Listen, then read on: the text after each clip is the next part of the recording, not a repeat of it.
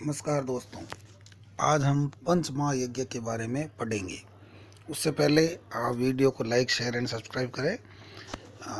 पंच महायज्ञ कई प्रतियोगी परीक्षाओं में भी इसके बारे में प्रश्न पूछे जाते हैं और नेट जेआरएफ में भी इसके प्रश्न आते हैं। और साथ ही जो विश्वविद्यालयों में एग्ज़ाम होते हैं, संस्कृत के जो डिग्री कोर्स होते हैं, उसमें भी पंच महायज्ञ टॉपिक होता है। तो इसके लिए यह सभी विद्यार्थियों के लिए उपयोगी हैं। तो अब हम शुरू करते हैं पंच महायज्ञ। गृहस्थ के लिए धर्मशास्त्रियों ने कुछ कर्तव्य निश्चित किए हैं। आचार्यों के द्वारा प्रत्येक गृहस्थ के लिए ये यज्ञ करना अनिवार्य धर्म कहा गया है। यज्ञ शब्द यज्ञ धातु से बना है और उसका अर्थ होता है कोई श्रेष्ठ कार्य। यज्ञ के माध्यम से ही उसे त्याग में जीवन व्यतीत करने की प्रेरणा प्राप्त होती है। महाभारत में भी कहा गया है, समविभागो ही भूतानाम सर्वेषाम एव दृश्यते तथैव अपचमानेभ्य प्रवेशम गृह मेदिना। अर्थात गृहस्थ के धन में सभी जीवों का भाग है। उसे उन सब के लिए कुछ न कुछ देना है जो अपना भोजन स्वयं नहीं पकाते हैं। अर्थात हमारे भारत में ब्रह्मचर्य आश्रम, गृहस्थ आश्रम, वानप्रस्थ आश्रम और संन्यास आश्रम, 4 आश्रम होते हैं और इन सब को गृहस्थ ही देता है। तो इसलिए गृहस्थ का धर्म बढ़ जाता है। और इसी प्रकार जो जीव जंतु खुद नहीं कमाते, उनके लिए भी गृहस्थ को दान देकर उनको तृप्त करना होता है। इसलिए ही हमारे शास्त्रों में, महाभारत आदि में पंच महायज्ञ के बारे में बताया गया है। प्राचीन काल में 5 महायज्ञ का अनुष्ठान प्रत्येक गृहस्थ को करना होता था। इन्हें ही धर्म की संज्ञा दी गई है। महाभारत के अनुसार जो गृहस्थ इस नियम का उल्लंघन करता था वह समाज में मृतवत समझा जाता था। इन यज्ञों को प्रत्येक गृहस्थ स्वयं ही सरलतापूर्वक संपादित कर लेता था। इसके लिए किसी पुरोहित की आवश्यकता नहीं होती थी। मनुस्मृति के अनुसार प्रत्येक गृहस्थ आश्रम में रहते हुए 5 प्रकार के दोष या पाप करता है और उसके निवारण हेतु ही प्रत्येक गृहस्थ को इन 5 महायज्ञों को करना चाहिए। ये 5 महायज्ञ हैं: ब्रह्म यज्ञ, पितृ यज्ञ, देव यज्ञ, भूत यज्ञ और अतिथि यज्ञ। मनुस्मृति के अनुसार इन महायज्ञों का संक्षिप्त परिचय इस प्रकार है। मनुस्मृति महाराज मनु ने लिखी है और उसमें मनुष्य के आचार व्यवहार का वर्णन है। तो उसमें इन 5 महायज्ञों के बारे में बताया गया है। अध्यापनम ब्रह्म यज्ञ पितृयज्ञस्तु तर्पणम होमो देवी बलिर्भूतु नृयज्ञ अतिथि पूजनम। अर्थात अध्यापनम ब्रह्म यज्ञ, किसी को निःशुल्क अध्यापन करवाना, यानी वेदों का अध्ययन करवाना ब्रह्म यज्ञ कहलाता है। पितरों अर्थात पूर्वजों हेतु किया जाने वाला तर्पण पितृयज्ञ कहलाता है। होम हवन आदि द्वारा देवताओं को प्रसन्न करने के लिए जो कार्य किए जाते हैं उसको देव यज्ञ कहते हैं।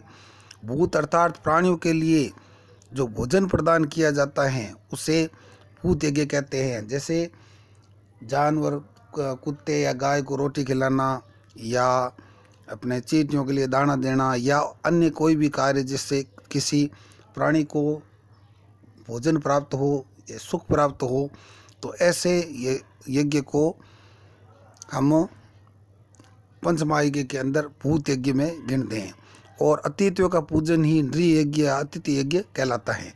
यानी अतिथि हमारे घर आते हैं तो उनको हम स्वागत सत्कार के द्वारा प्रसन्न करते हैं, तो उसे अतिथि यज्ञ कहते हैं।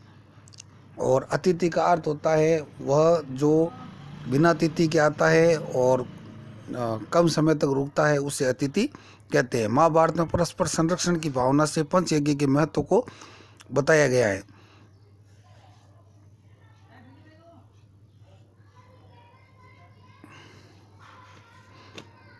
पंचयज्ञास्तु यो मोहात् न करोति गृहाश्रमी तस्य नायम च परो लोको भवति धर्मतः। अर्थात जो ग्रस्त में रहने वाला व्यक्ति मोह के कारण पंच महायज्ञ नहीं करता है तो उसको परलोक में सुख प्राप्त नहीं होता है, ऐसा कहा गया है। अब पंच महायज्ञ हेतु हम बता रहे हैं। सबसे पहले ब्रह्म यज्ञ, अध्यापनम ब्रह्म यज्ञ, यानी कि किसी को निःशुल्क अध्यापन कराना, किसी को पढ़ाना, किसी को विद्या का दान देना ब्रह्म यज्ञ कहलाता है। डॉक्टर रामजी उपाध्याय के अनुसार मनु ने ब्रह्म यज्ञ में स्वाध्याय के स्थान पर अध्यापन की व्यवस्था देकर इसका महत्व अतिशय उत्कृष्ट कर दिया है। इसके माध्यम से प्रत्येक ग्रस्त ब्राह्मण का शिष्यों को निःशुल्क पढ़ाना नित्य के लिए कर्तव्य के रूप में प्रतिष्ठित हुआ है। दक्ष के शब्दों में वेद और वेदांगों का अभ्यास ब्रह्म यज्ञ है। अर्थात हम किसी को कुछ पढ़ाते हैं, विद्या का दान देते हैं, कुछ सिखाते हैं, तो वह ब्रह्म यज्ञ के अंतर्गत गिना जाता है। पितृयज्ञ,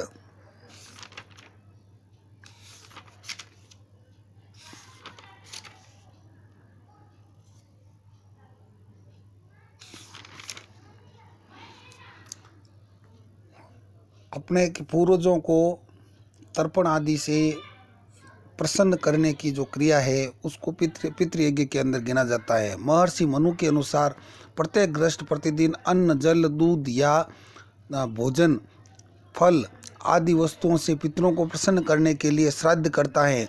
पितृ प्रयोजन में पंच यज्ञ के अंतर्गत न अधिक हो सके तो केवल एक ही ब्राह्मण को भोजन करावें। वैश्य देव के निमित्त ब्राह्मण भोजन कराना आवश्यक नहीं है। अर्थात कहने का अर्थ यह है कि अपने पितरों के निमित्त यदि किसी को भी हम भोजन कराते हैं, चाहे वो जीव हो चाहे मनुष्य हो, उसको प्रसन्न करते हैं तो वो पितृयज्ञ कहलाता है। उससे पितरों को प्रसन्नता प्राप्त होती है। जिस विधि से पितृगण आत्मतोष प्राप्त कर सके उसी को पितृयज्ञ माना जाता है। मनुस्मृति के अनुसार प्राचीन काल में ऐसी धारणा थी कि ब्राह्मण को भोजन कराने से मृतकों को आत्मा को शांति एवं तुष्टि प्राप्त होती है।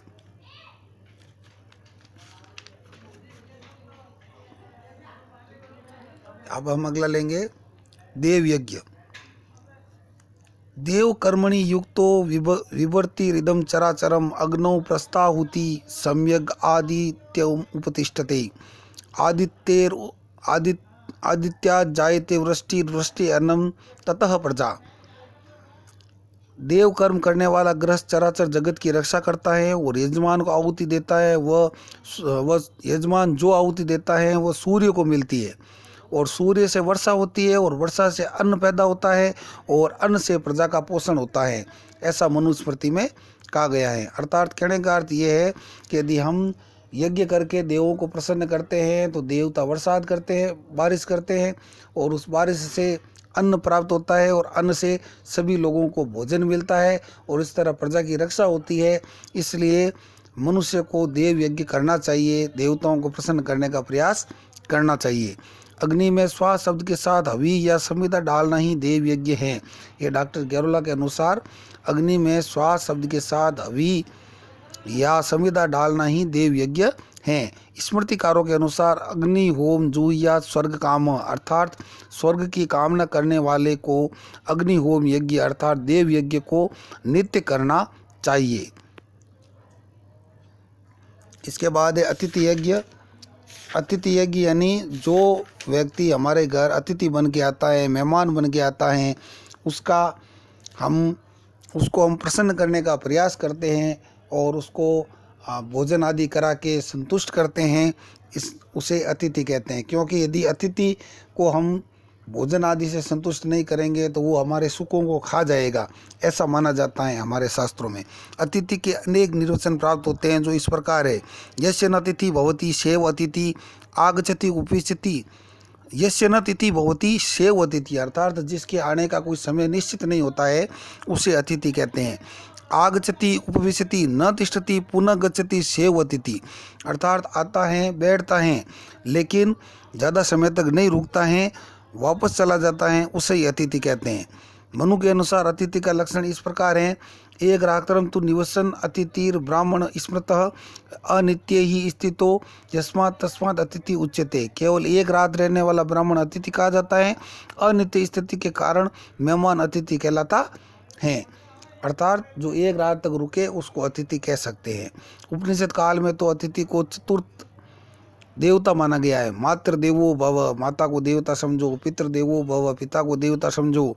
आचार्य देवो भव, आचार्य को देवता समझो। और अतिथि देवो भव, अतिथि को देवता समझो। इस प्रकार उपनिषदों में अतिथि को देवता के बराबर माना गया है। महर्षि वेदव्यास ने कहा है कि जिस प्रकार वृक्ष अपने काटने वाले को भी छाया देता है, उसी प्रकार यदि शत्रु भी घर पर आ जाए तो उसका सत्कार करना चाहिए। ऐसा महाभारत में महर्षि वेदव्यास ने कहा है। महाभारत के शांति पर्व में एक ऐसी कथा आती है जिसमें कि एक कपोत ने बहेलिये के लिए अपने प्राणों का उत्सर्ग कर दिया।